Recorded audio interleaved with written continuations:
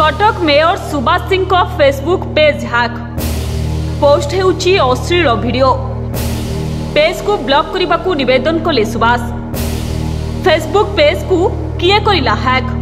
Cuttack mayor Subhash Singh को Facebook page को नहीं चली चर्चा। फेसबुक हैक करा जाई सेथिरे अश्लील वीडियो अपलोड हेउची।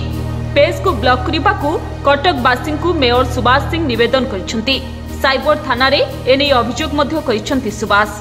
गोटे कथा हूँ कहीं लोक गोटे बड़ चक्रांतर अच्छा कटक डेभलपमेंट किए आगू जाऊँगी मुख्यमंत्री चाहते कटकर विकास आम जस्ट निमित्त मात्र सहयोगितार दिवा रात्रि एकाकार कर सहयोगिता करूँ मेयर भाव में कॉर्पोरेटर माने प्रशासनिक अधिकारी माने आम समस्त एकाकार करूँ केमती जाल पकईबे विभिन्न उपाय प्रक्रिया कर सब हीन उद्यम कर मो समस्त मो आईडी सहित संपृक्त बंधु मान को निवेदन करछि समस्ते आपको डिलीट कर दिंतु ब्लॉक कर दिंतु एवं ये दुर्बृत्तों को धरिया साइबर क्राइम पदक्षेप ने बोली मो थाना रे एफआईआर जरिया अनुरोध कर।